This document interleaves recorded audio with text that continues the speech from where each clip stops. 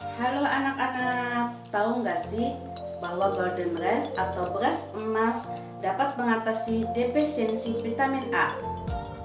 Tahu, Bu. Tidak. Atau ada yang tahu apa saja asupan kurangnya vitamin A? Penglihatan kabur, Bu. Tidak nafsu makan.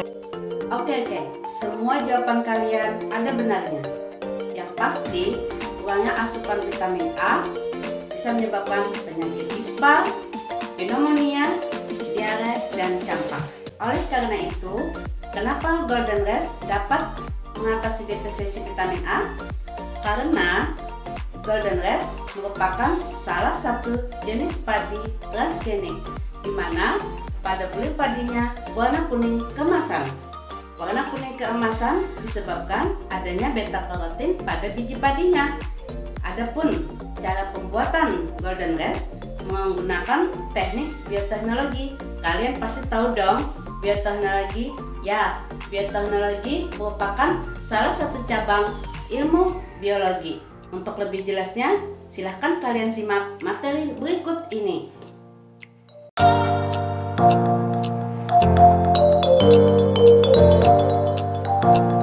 Assalamualaikum warahmatullahi wabarakatuh. Selamat datang di pelajaran biologi kelas 10 bersama saya Ibu Desi Abdumawati. Kali ini Ibu akan mengajak kalian membahas materi ruang lingkup biologi. Kenapa sih kita mempelajari ruang lingkup biologi? Bicara biologi memang gak ada habisnya ya. Salah satu contoh sederhana yang bisa kita temui dalam kehidupan kita yaitu kamu makan daging hewan. Hewan yang kamu makan akan memakan tumbuhan.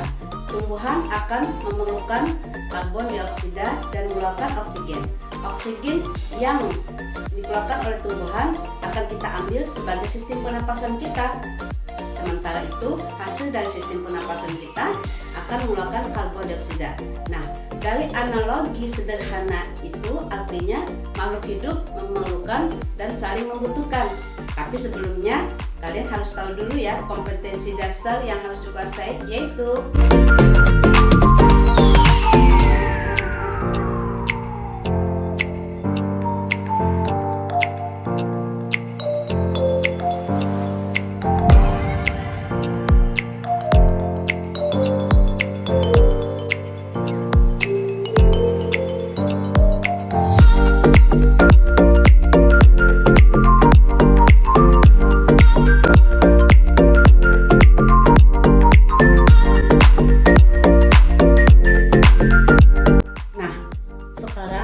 apa sih biologi?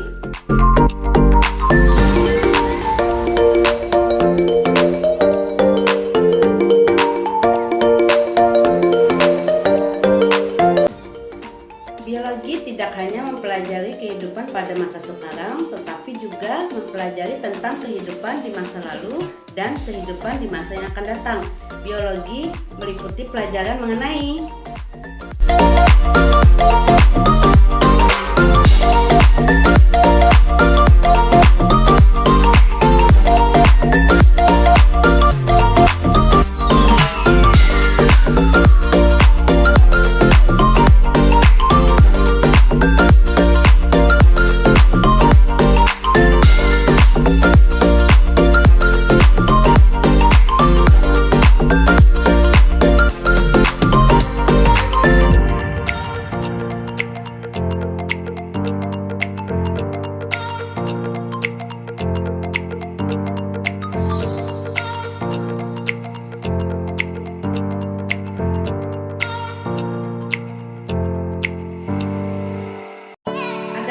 beberapa cabang biologi meliputi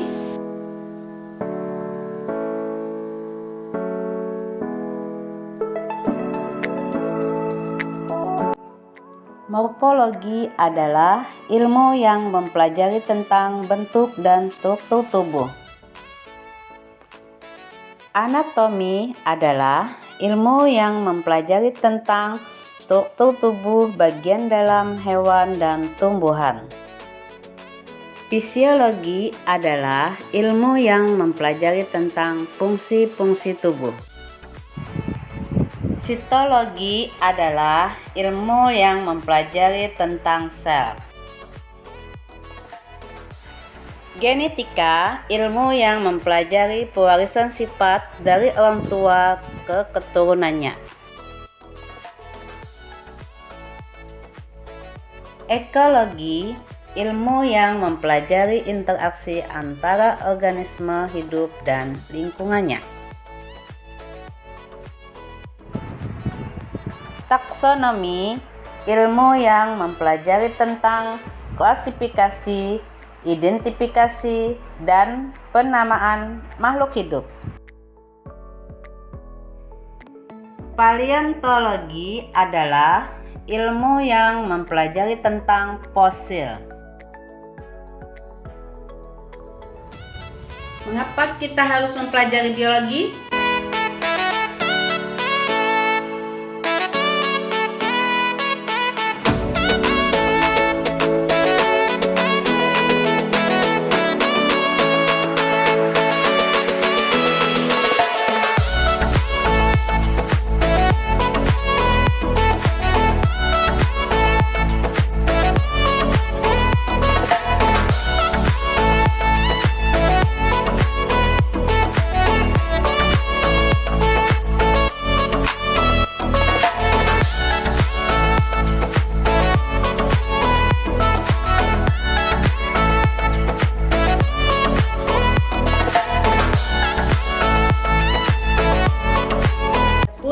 Beberapa ilmuwan dengan penemuannya di bidang biologi adalah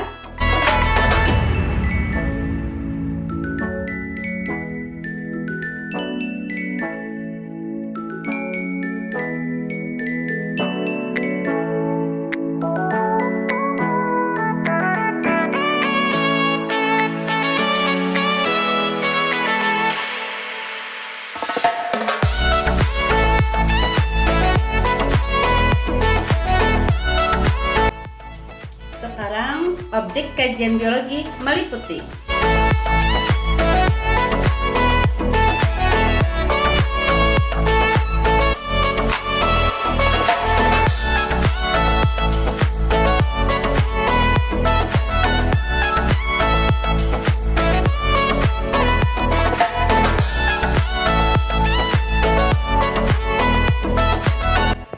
sel adalah unit terkecil yang memiliki kemampuan hidup dan berkembang biak, baik organisme uniseluler maupun organisme multiseluler.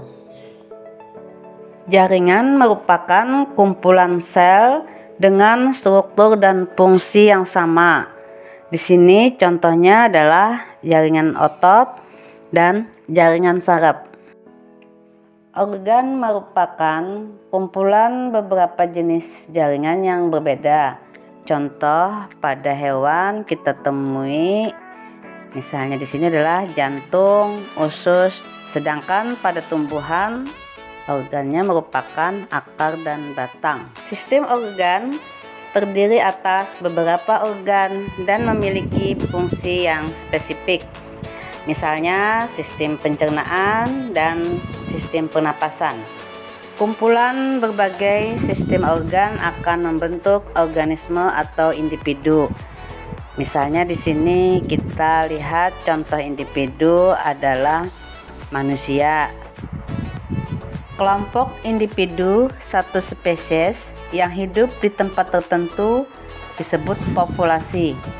Misalnya populasi manusia, populasi semut, dan populasi padi. Komunitas yaitu kumpulan populasi seluruh spesies yang menempati tempat yang sama, misalnya komunitas pantai yang dihuni oleh burung pelikan. Dalam komunitas tersebut terdapat ikan yang dimakan oleh burung pelikan, beragam jenis serangga, cacing, moluska, tumbuhan, dan jamur. Ekosistem merupakan hubungan timbal balik antara makhluk hidup dengan lingkungan yang abiotik atau tetap hidup. Contohnya ekosistem sawah. Sedangkan bioma yaitu suatu komunitas utama di bumi yang diklasifikasikan berdasarkan komunitas tumbuhan atau vegetasi yang dominan. Nah, sekarang kalian sudah tahu kan apa saja ruang lingkup biologi? Dengan mempelajari biologi, diharapkan manusia dapat mengatasi sebagian persoalannya, menyadari kedudukannya di atas bumi, dan yang lebih penting, mensyukuri nikmat yang telah diberikan oleh Tuhan. Oke, Ibu cukupkan dulu penjelasan kali ini. Kita ketemu lagi pada materi selanjutnya. Sampai jumpa. Terima kasih. Assalamualaikum warahmatullahi wabarakatuh.